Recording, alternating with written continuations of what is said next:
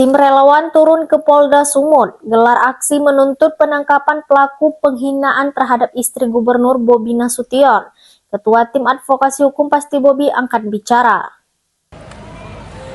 Ratusan massa dari gabungan organisasi relawan seperti Pasti Bobi Sumut dan DBN Indonesia memadati depan Mapolda Sumut menggelar aksi damai menuntut keadilan. Mereka mendesak Polda Sumut segera menangkap dua pemilik akun TikTok @tripx313_ dan @amora_lemos2 yang diduga menghina Gubernur Bobi Nasution dan keluarganya melalui unggahan video di media sosial.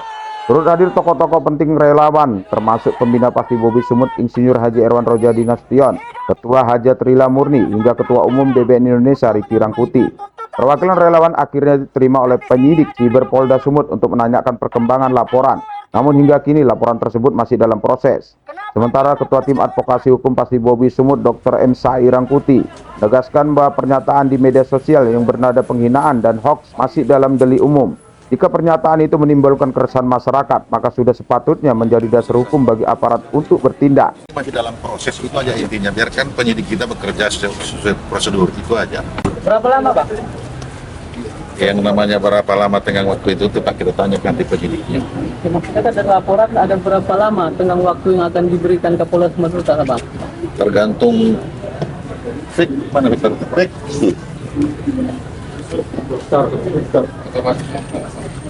Sebenarnya setiap laporan itu kan wajib ada tenggang waktunya, Pak? Iya betul, tak ada tenggang waktunya, tapi kan antara pelapor dengan pelapor itu tanggap nggak gitu loh, dipanggil datang atau tidak gitu kan di situ.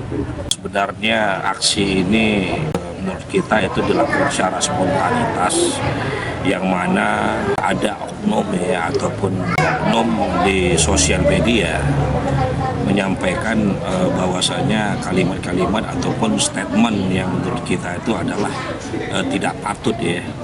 Sehingga ketika memberikan statement tidak patut tersebut, maka akibat hukum yang dilakukan itu berpotensi telah masuk ke dalam domainnya Undang-Undang ITE. Jelas di dalam Undang-Undang ITE di situ disebutkan secara tegas dan terang bahwasanya ada unsur-unsur tindak pidana itu merupakan delik aduan, namun di satu sisi juga ada namanya unsur-unsur delik umum. Artinya ketika berbicara delik aduan, maka yang berhak untuk membuat laporan ataupun pengaduan tersebut adalah korban sendiri. Namun ketika kita berbicara terhadap unsur delik umum, maka siapa saja berhak untuk membuat pengaduan ataupun laporan di kantor polisi yang ada di Indonesia.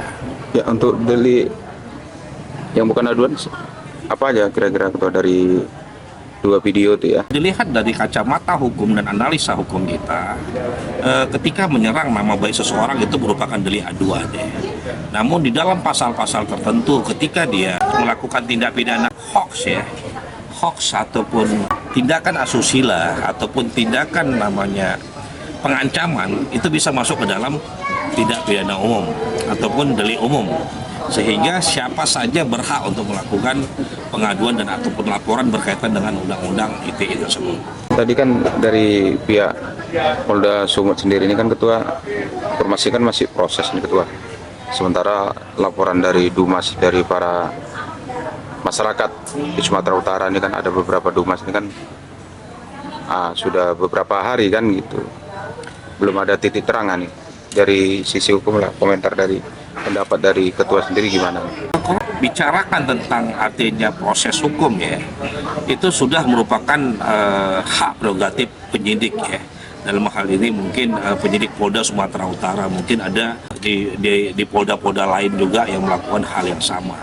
Menurut analisa hukum kami, baik adanya pengaduan dan atau tidak adanya pengaduan, dalam hal ini ketika artinya berpotensi terjadinya statement hoax ya, terjadinya potensi statement ataupun keterangan-keterangan yang memecah belah, maka pihak kepolisian berhak juga untuk sebagai korban ya melaporkan dengan namanya model A.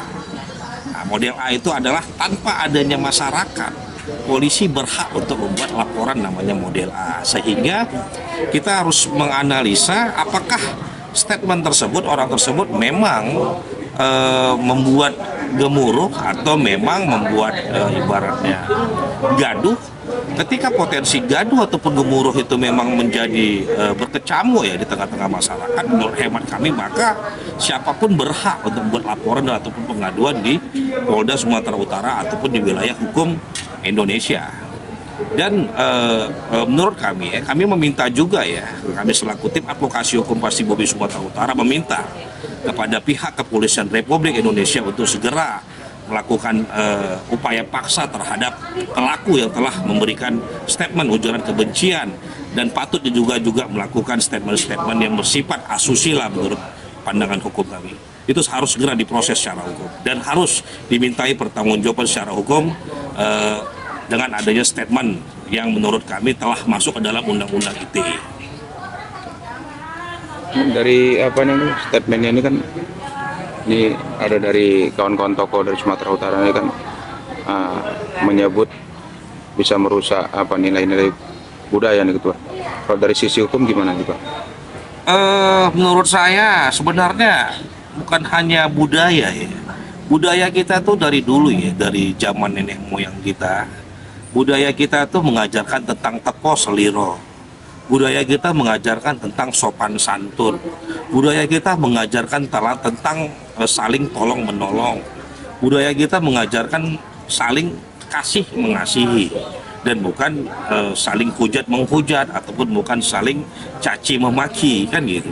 Ketika artinya ada suatu permasalahan ya, ataupun permasalahan hukum ataupun permasalahan apapun itu harus dilakukan dengan cara-cara yang baik, dengan cara-cara yang bijak. Ketika memang artinya dia masuk ke dalam domainnya hukum, maka kita bicara sesuai dengan aturan main hukum. Jangan artinya maaf suka-suka hati kita untuk berbicara, jangan suka-suka hati kita untuk memberikan pandangan ataupun pendapat yang dapat merusak nama baik seseorang yang berpotensi terjadi ya pecah belah di tengah-tengah masyarakat dan juga dapat terjadinya akibat omongan ataupun ocehan kita menimbulkan pernyataan asusila yang merugikan orang lain. Sehingga ke depan dengan adanya tindakan tegas yang dilakukan oleh penegak hukum hari ini, dalam hal ini adalah Polri, ini merupakan untuk menjadi efek jera kepada masyarakat di Sumatera Utara termasuk juga masyarakat di Indonesia agar tidak semena-mena untuk berikan statement ataupun memberikan ocehan ataupun omongan apalagi di media sosial yang berpotensi terjadi pecah belah antar sesama, antar bernegara, antar berbangsa, antar suku dan juga berpotensi terjadi tindakan asusila di sosial media.